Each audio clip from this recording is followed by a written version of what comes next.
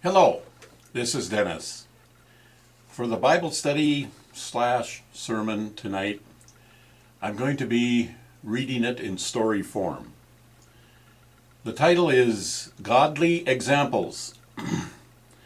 I'm going to review some examples of God blessing obedience in the lives of his people. The first one is Joseph, and this is found in Genesis chapter 39, 1 through 23.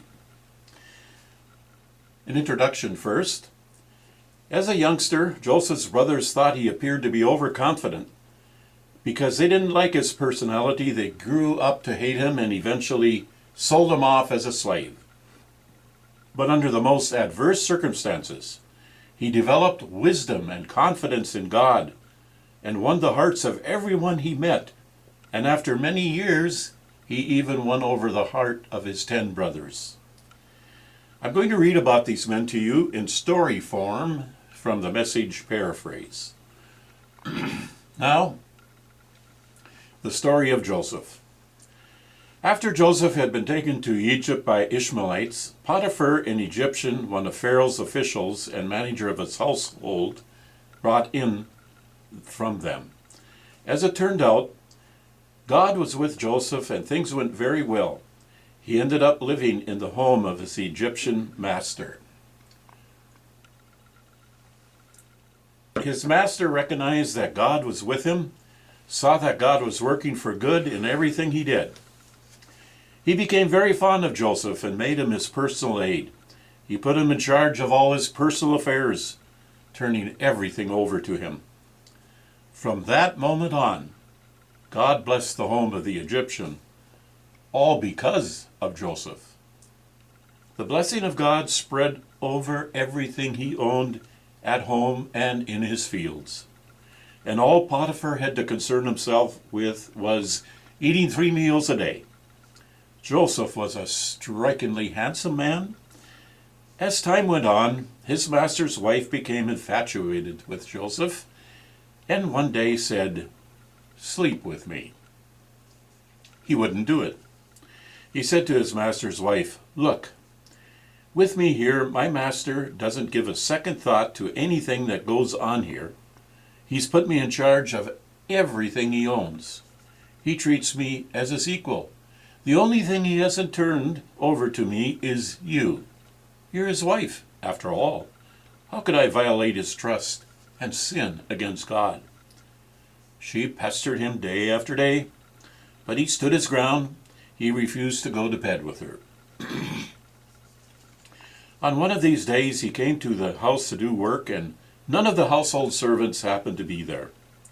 She grabbed him by his cloak, saying, "Sleep with me." He lifted his coat in her hand and ran out of the house. When she realized that he had left his coat in her hand and run outside, she called to her house servants, "Look, this Hebrew shows up, and before you know it, he's trying to seduce us. He tried to make love to me, but I yelled as loud as I could. With all my yelling and screaming, he left his coat beside me here and ran outside." She kept his coat right there until his master came home. She told him the same story. She said, "The Hebrew slave, the one you brought to us, came after me and tried to use me for his plaything. When I yelled and screamed, he left his coat with me and ran outside." When his master heard his wife's story telling him, "These are things your slave did to me," he was furious. Joseph's master took him and threw him into the jail where the king's prisoners were locked up.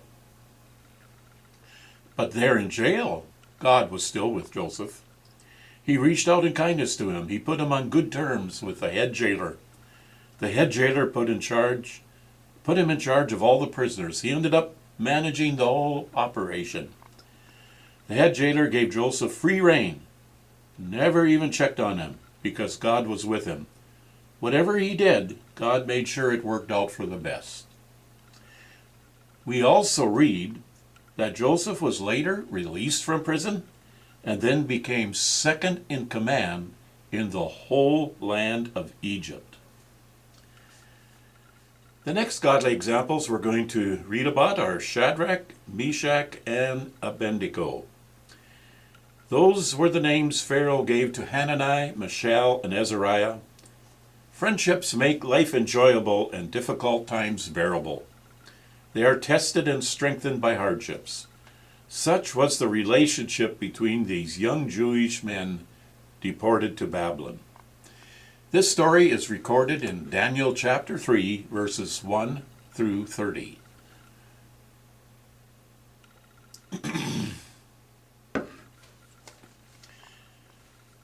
Here is the story. King Nebuchadnezzar built a gold statue, 90 feet high and 9 feet thick. He set it up on the Dura plain in the province of Babylon. He then ordered all the important leaders in the province, everybody who was anybody, to the dedication ceremony of the statue. They came for the dedication, all the important people, and took their places before the statue that Nebuchadnezzar had erected. A herald then proclaiming in a loud voice, "Attention, everyone, every race, color, every creed, listen.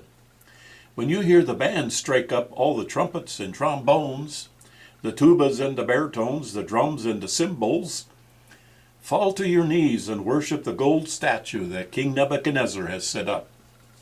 Anyone who does not kneel and worship shall be thrown immediately into a roaring furnace."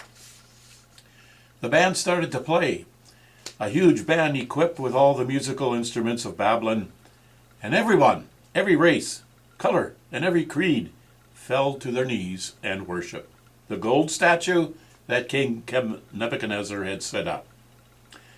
Just then some Babylonian fortune-tellers stepped up and accused the Jews. They said to King Nebuchadnezzar, "Long live the king. You gave strict orders, O king, that when the big band started playing, everyone had to fall to their knees and worship the gold statue.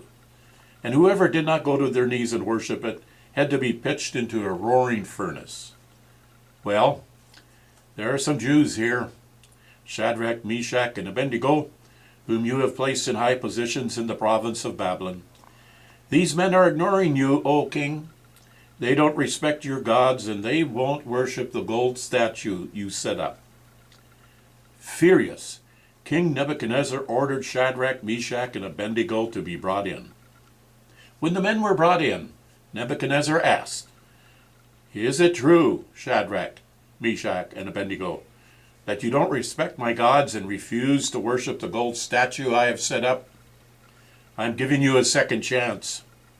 But from now on, when the big band strikes up, you must go to your knees and worship the statue I have made. If you don't worship it, you will be pitched into a roaring furnace. No questions asked. Who is the God who can rescue you from my power?" Shadrach, Meshach, and Abednego answered King Nebuchadnezzar, "Your threat means nothing to us." And I just want to put in my personal comment here.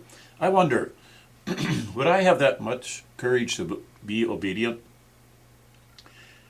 It may be that just at the moment you need courage, like standing in front of a furnace with several people ready to throw you in, that God gives the courage.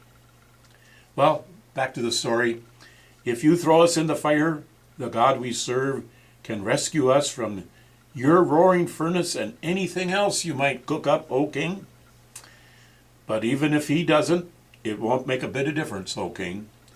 We still won't serve your gods or worship the gold statue you set up.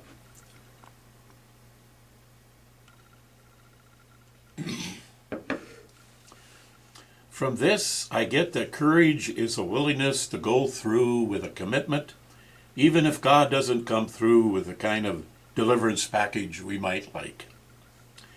You know, here are some excuses that someone thought up that these three men could have given. 1, we will bow down but not actually worship the idol. 2, we won't become idol worshippers, but we'll do this one time, then ask God for forgiveness. 3, the king appointed us. We own this to him. 5. This is a foreign land, so God will excuse us for following the customs of the land. 6. Our ancestors set up idols in God's temple. This isn't half as bad. 7. We're not hurting anybody. 8. If we get ourselves killed and some heathens take over our high positions, they won't help our people in exile.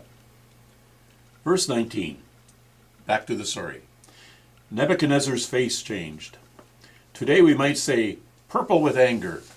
He changed his attitude towards Shadrach, Meshach, and Abednego. He ordered the furnace fired up 7 times harder than usual.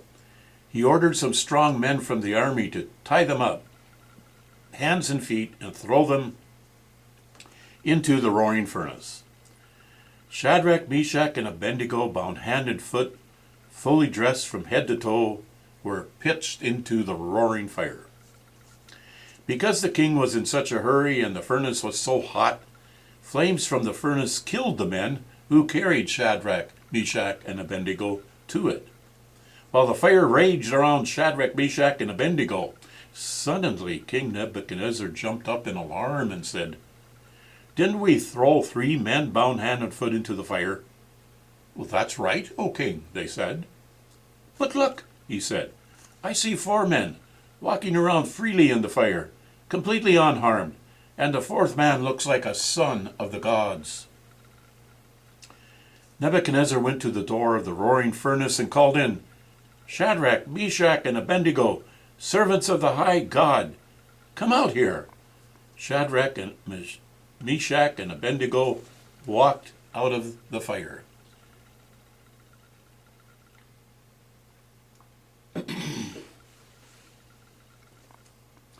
All the important people, the government leaders, and the king's counselors gathered around to examine them and discovered that the fire hadn't so much as touched the 3 men, not a hair singed, not a scorch mark on their clothes, not even the smell of fire on them.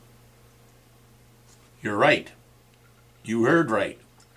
Not even the smell of smoke on them, and they had been in an extremely hot furnace. Nebuchadnezzar said, "Blessed be the God of Shadrach, Meshach, and Abednego. He sent his angel and rescued his servants who trusted in him. They ignored the king's orders and laid their bodies on the line rather than serve or worship any god but their own. Therefore I issue this decree. Anyone, anywhere, of any race, color, or creed, who says anything against the God of Shadrach, Meshach, and Abednego will be ripped to pieces, limb from limb, from their and their houses torn down. There's never been a God who can pull off a rescue like this." Personal comment there. Just imagine, one statement from that government leader, and it flipped the entire attitude of the nation towards an almighty God. Verse 30, "Then the king promoted Shadrach, Meshach, and Abednego in the province of Babylon." Well, God blesses obedience of his children. The next illustration is about a man called Daniel, and this is recorded in Daniel chapter 6, verses 1 to 28. An introduction here. Daniel's early life demonstrates that there is more to being a young man than making mistakes. He took advantage of the opportunity without letting the opportunity take advantage of him. Now I'm going to read the story. Darius reorganized his kingdom. He appointed 120 governors to administer all the parts of his realm. Over them were 3 vice-regents, of whom was Daniel. The governors reported to the vice-regents, who made sure that everything was in order for the king. But Daniel, brimming with spirit and intelligence, so completely outclassed the other vice-regents and governors that the king decided to put him in charge of the whole kingdom. That provoked jealousy in Daniel's co-workers. The vice-regents and governors got together to find some scandal or skeleton in Daniel's life they could use against him, but they couldn't dig up anything. He was totally trustworthy. They could find no evidence of negligence or misconduct. So they finally gave up and said, "We're never going to find anything against this Daniel unless we cook up something religious." The vice-regents and governors conspired together and then went to the king and said, "King Darius, live forever. We've convened your vice-regents, governors, and all your leading officials, and have agreed that the king should issue the following decree." Now, of course, they didn't include and inform Daniel about this. "For the next 30 days, no one is to pray to any god or mortal except you, O king. Anyone who disobeys will be thrown into the lion's den. Issue this decree, O king, and make it unconditional, as if written in stone like all the laws of the Medes and the Persians." King Darius signed the decree. When Daniel learned that the decree had been signed and posted, he continued to pray just as he had always done. His house had windows in the upstairs that opened toward Jerusalem. 3 times a day he knelt there in prayer, thanking and praising his God. He didn't even bother closing the windows to try and hide himself. Verse 11, the conspirators came and found him praying, asking God for help. They went straight to the king and reminded him of the royal decree that he had signed.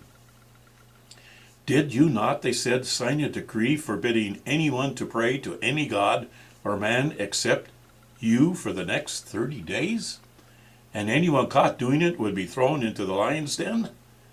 "Absolutely," said the king, "written in stone like all the laws of the Medes and Persians." Then they said, "Daniel, one of the Jewish exiles, ignores you, O king, and defies your decree. 3 times a day he prays." At this the king was very upset and tried his best to get Daniel out of the fix he'd put him in. He worked at it the whole day long. Have to give him credit for that, don't you? Verse 15, but then the conspirators were back. "Remember, O king, it's the law of the Medes and Persians that the king's decree can never be changed." The king caved in and ordered Daniel brought and thrown into the lion's den. But he said to Daniel, "Your God, to whom you are so loyal, is going to get you out of this." A stone slab was placed over the opening of the den. The king sealed the cover with the signet ring and the signet rings of all his nobles, fixing Daniel's fate. The king then went back to his palace. He refused supper. He couldn't sleep. He spent the night fasting. At daybreak, the king got up and hurried to the lion's den.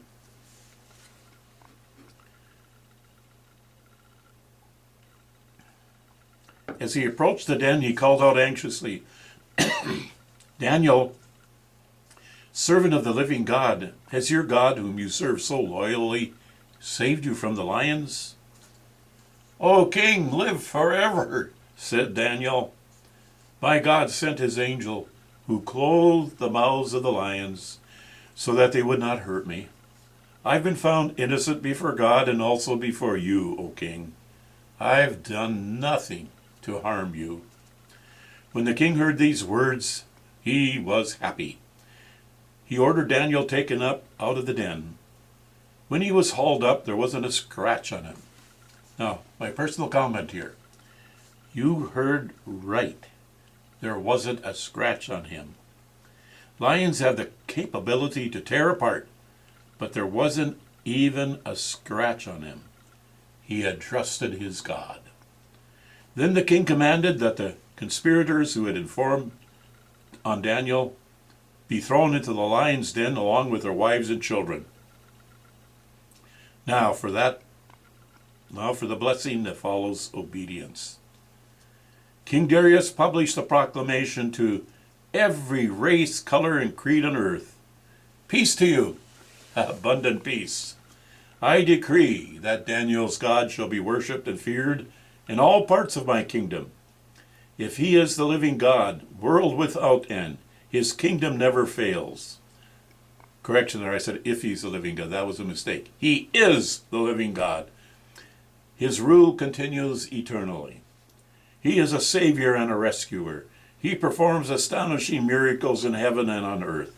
He saved Daniel from the power of the lions. From then on, Daniel was treated well during the reign of Darius and also in the following reign of Cyrus the Persian.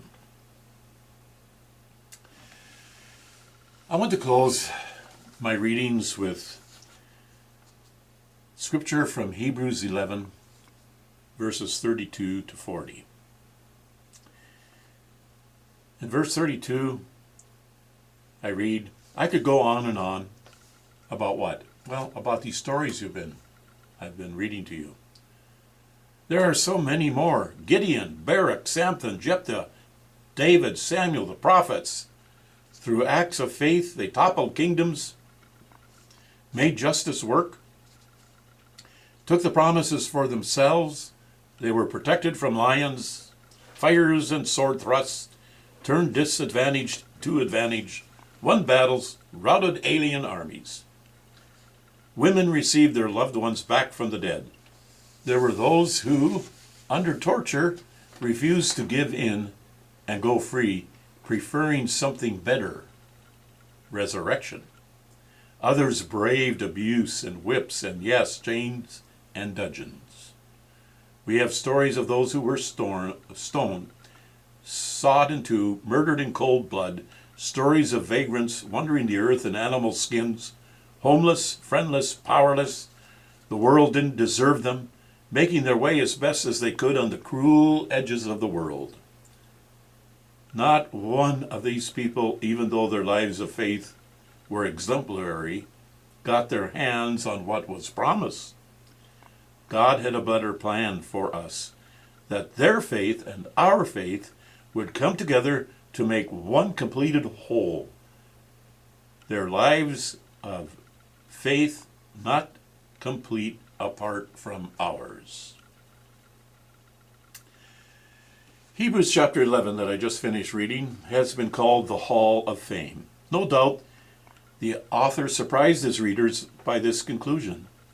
These mighty Jewish heroes didn't receive God's total reward because they died before Christ came.